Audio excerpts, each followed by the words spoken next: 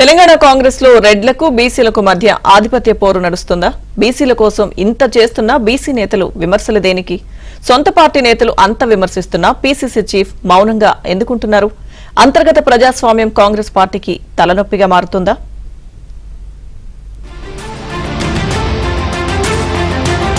Congress party అధికారంలో ఉన్నా ప్రతిపక్షంలో ఉన్నా పార్టీలో అంతర్గతంగా ఏదో ఒక రచ్చ నడుస్తూనే ఉంటుంది. ఇప్పుడు కొత్తగా హస్తంలోని పలువురు బీసీ నేతలు రెడ్డి సామాజిక వర్గంపై అసహనాన్ని వ్యక్తం చేస్తూ ప్రకటనలు చేస్తున్నారు. రెడ్డి సామాజిక వర్గ నేతలతో తమకి కలిగిన నష్టాన్ని బహిరంగంగానే ప్రకటిస్తున్నారు. ఒకవైపు బీసీ కులగణన చేస్తూ దేశానికి తామే ఆదర్శమని కాంగ్రెస్ పెద్దలు చెబుతుంటే, ఇక కాంగ్రెస్ పార్టీలో బీసీలకు తగిన ప్రాతినిధ్యం లేదంటూ పలువురు బీసీ నేతలు ఆవేదన వ్యక్తం చేస్తున్నారు.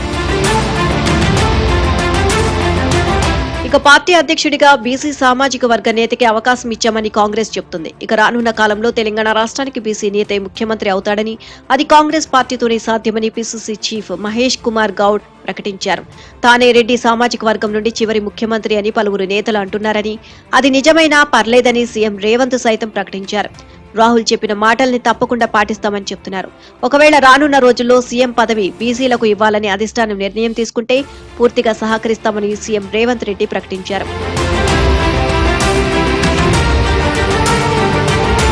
కాంగ్రెస్ పార్టీలో బీసీ ప్రజలకు ప్రత్యేకత ఉందని హస్తం పెద్దలు చెబుతుంటే, పార్టీలో బీసీలకు ఇవ్వాల్సినంత ప్రాధాన్యత ఇవ్వడం లేదని బీసీ నేతలు ఆవేదన వ్యక్తం చేస్తున్నారు. పార్టీలో రెడ్డి సామాజిక వర్గ నేతలకు ఒక న్యాయం, బీసీ నేతలకు ఒక న్యాయం ఉంటుందని వాపోతున్నారు.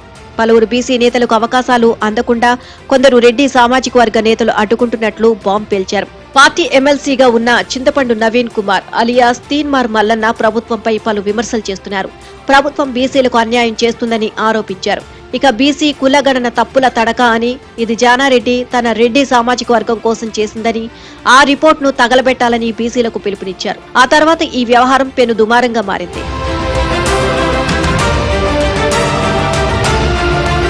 ఇక party working president Anjan Kumar Yadav సైతం ఇటీవల ఒక బాంబు పేల్చారు. పార్టీలో బీసీలకు సరైన ప్రాతినిధ్యం లేదని, తనకి వర్కింగ్ ప్రెసిడెంట్ పదవి రాకుండా పలువురు రెడ్డి సామాజిక వర్గ నేతలు అడ్డుకున్నారని ఆరోపించారు.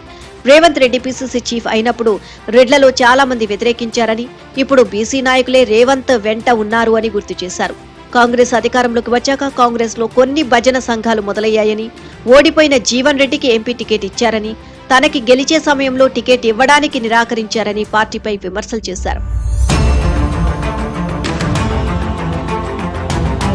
ఇక పార్టీ పదవులు, ఎమ్మెల్సీ స్థానాలు, మంత్రివర్గ విస్తరణ లాంటి వాటిలో బీసీలకు పెద్దపీట వేయాలని బీసీ నేతలు కోరుతున్నారు.